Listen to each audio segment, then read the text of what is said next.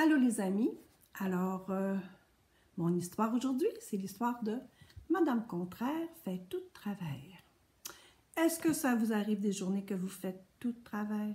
Ben moi oui, cette semaine il y a une journée là, tout ce que je faisais, je me trompais sur l'heure de mes rendez-vous, je faisais tout de travers, comme Madame Contraire. Alors, écoutez bien cette belle histoire. Madame Contraire habitait en Inversonie. En Inversonie, les poules vivent dans des étables. Est-ce que les poules vivent dans des étables, normalement?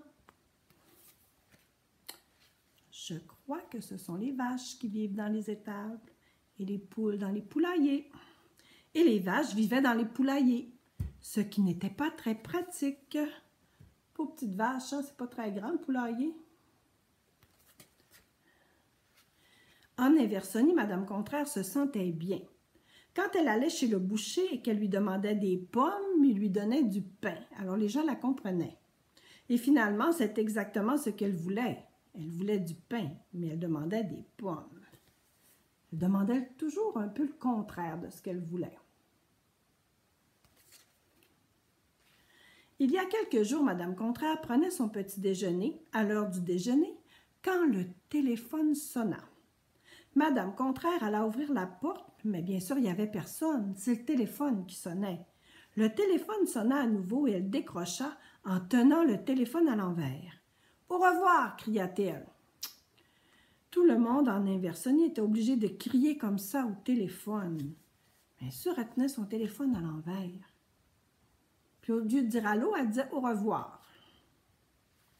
C'était M. Méli-Mélo. Tu penses que M. Méli-Mélo habitait en Inversonie, n'est-ce pas? Eh bien non, pas du tout. Il avait voulu, mais il s'était tout mêlé, puis il avait acheté une maison au bord de la mer. Cependant, chaque année, il se rendait en Inversonie pour ses vacances et séjournait chez Madame Contraire. « Je détesterais venir chez vous. J'arrive la semaine prochaine. »« Bonjour, » termina Madame Contraire en raccrochant. Bon, alors... au lieu de dire « j'aimerais bien venir chez vous », il dit « je détesterais venir chez vous ». Oh là là! Madame Contraire regarda autour d'elle. Cette maison a besoin d'un nettoyage d'automne. Elle voulait dire que sa maison avait bien besoin d'un nettoyage de printemps. Il y avait des fils d'araignée, regardez l'araignée. Oh, c'était pas une araignée, c'est une coccinelle. Oh, c'est tout mêlé dans ce livre-là. Elle serra les tapis et aspira les lits.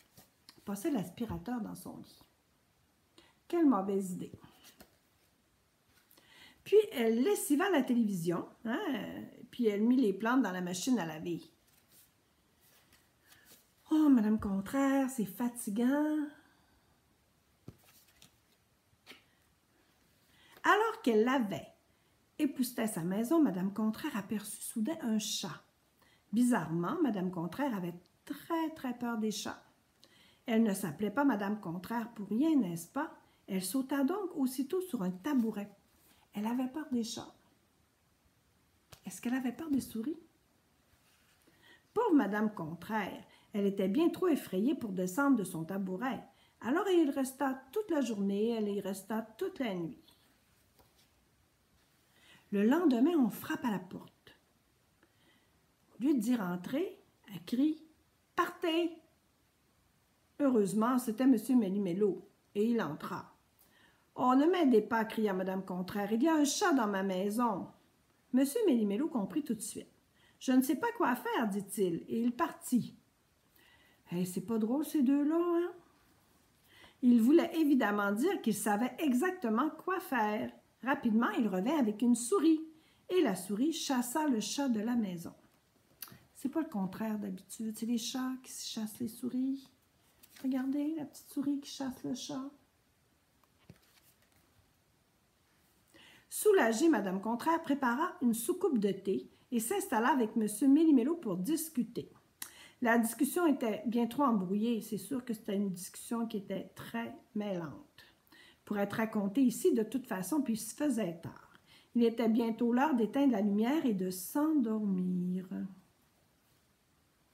Mais j'ai l'impression que dehors, il ne fait pas noir. sont encore mêlés, probablement. C'est à peu près ce que Madame Contraire aurait raconté si elle avait écrit cette histoire. À peu près, car tu vois, Madame Contraire fait tout à l'envers. Elle éteint les lumières quand il fait noir.